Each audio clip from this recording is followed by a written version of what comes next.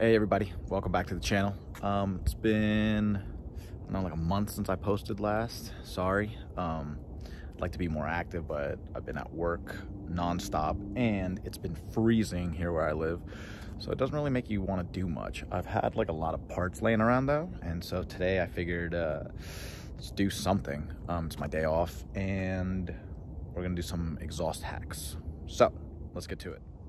All right, so I ended up picking up the Mild2wild switch for the C7, and so it comes in a small little package, module, and then these are the parts that are gonna go in here in the fuse box, 2 zip ties, and then I guess your, your key fob controllers. And then also apparently, according to the instructions, it says that you can connect it to your Homelink, so it's like your visor can control the exhaust opening and closing. So let's get this thing installed. So totally forgot to explain what the Mild2wild switch does.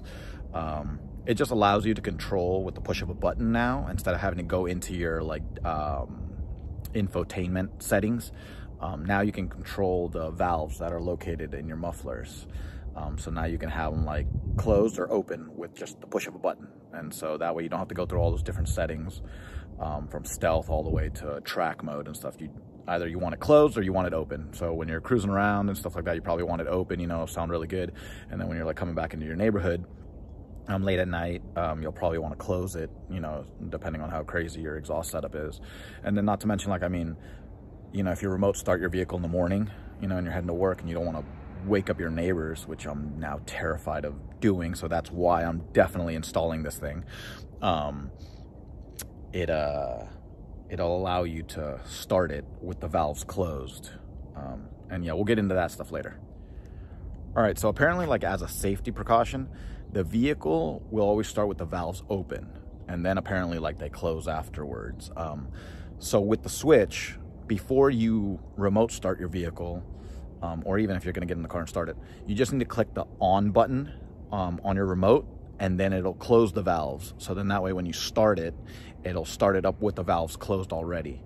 And then that way, that'll limit the sound. But otherwise, the regular settings it'll always have the valves opened initially. So that kind of defeats the purpose. So just always remember, you gotta push the on button on the Mild2wild switch before you start the vehicle, in order to start it with the valves closed. All right, so first step, you're gonna have that fuse 42, the 20 amp fuse right there. You're gonna pull that. That's the one that controls your exhaust valves opening and closing. Here is the module. Okay.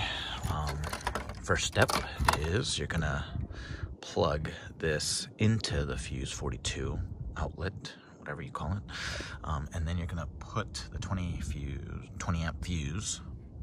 You're gonna put it right there, and then you're gonna plug this thing in.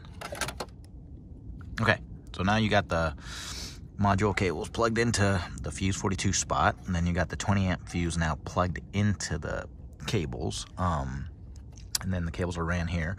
The cables are gonna exit out of the fuse box here. Apparently you're supposed to cut a notch on the fuse box to allow more clearance, but where this fuse box closes on top of there, it's got a rubber seal, and this rubber seal gives quite a bit. So I don't even think I'm gonna cut the plastic. I'm gonna try to see if it closes with the rubber seal, just squishing the wires safely. If that's the case, then now I can update you guys and let you know that you don't have to cut into the fuse box.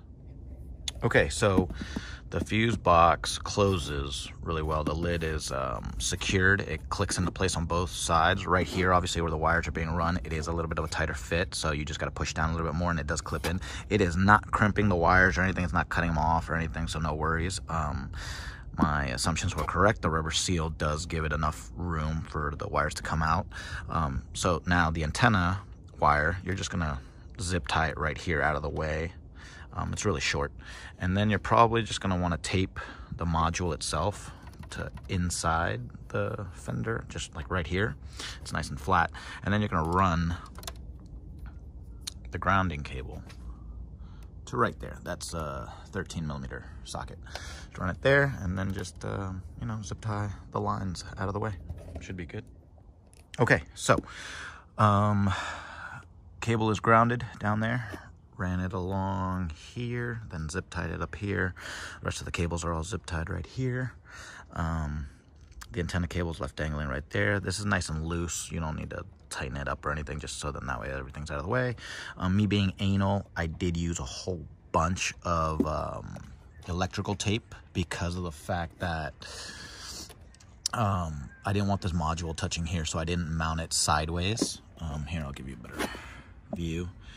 You see, like, the module itself should be ran this way along there, but I didn't want it touching this, so I ran it up and down. And so there's an opening here where the cables go in. You know, I don't want any water leaking in there, so I just put a whole bunch of electrical tape in. Me, I'm just, you know, I think I overdid it, but whatever. Hey, it should work. All right, so we're gonna give this a try. So we're gonna push on, and that should send the signal for the valves to be closed when this thing starts. So let's do a remote start.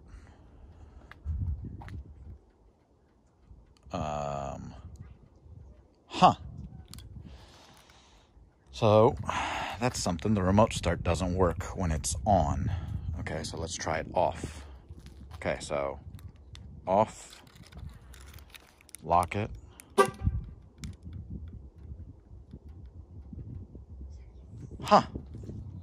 It's not working. Let's see. All right, maybe the hood can't be open, so we're gonna try it again.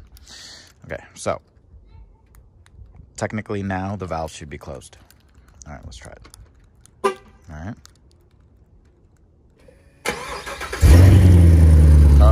Okay, so can't have the hood open and remote start your Corvette. That's something to know. Okay, so all right, the valves should be closed.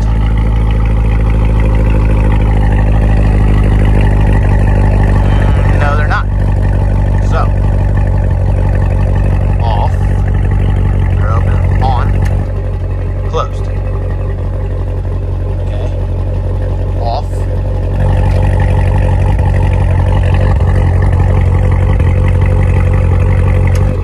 Closed. So on is closed, off is open.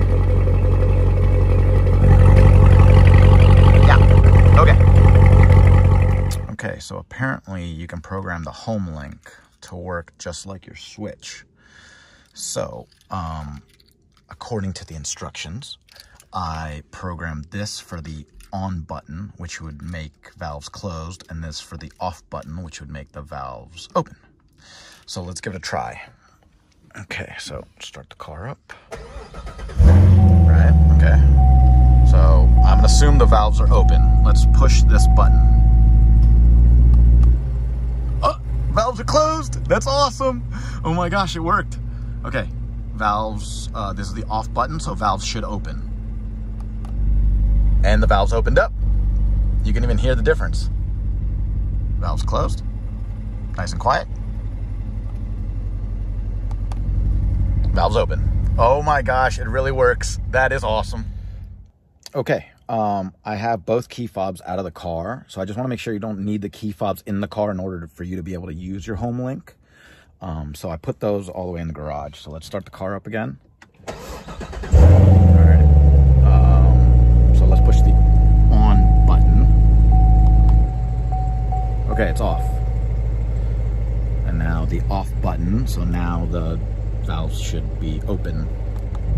Okay, so it still works. It works without the key fobs. You leave the key fobs at home, and now you can go driving with your normal key or whatever, and now your Homelink will now activate and close your valves. That's awesome. I didn't figure out why it won't start in stealth mode. Maybe something to do with the settings. I'll figure that out, and then I can update whatever. It's not that big a deal to me as long as I can like close it after it starts up, because like it'll start up or whatever. It's going to be pretty loud because I'm going to do some more exhaust work. But if I can close it like right away, then I mean the initial shock shouldn't freak out my neighbors too much, because then at least it goes quiet real quick, as opposed to it just being like pop, pop, pop, pop, pop, pop. So yeah, that's that's not a big deal to me. All right, that's gonna do it for this video. All right, everybody, if you like the video, don't forget to click the like and subscribe button. I'm very happy that the Mild2wild switch actually really does work. It was a pretty straightforward, easy install. I freak out with electrical stuff, so I was really anxious and nervous doing this. I'm so happy everything turned out well, and it's so sick that that Homelink feature works as intended. The instructions are in there. It's really easy to do it. So when you order up the Mild2wild switch, the instructions are there. I didn't go over them because they're super simple. It takes 10 seconds to do it. But yeah, so don't forget to click the like and subscribe button, and I'll be back hopefully within like a week with another video. All right, bye guys.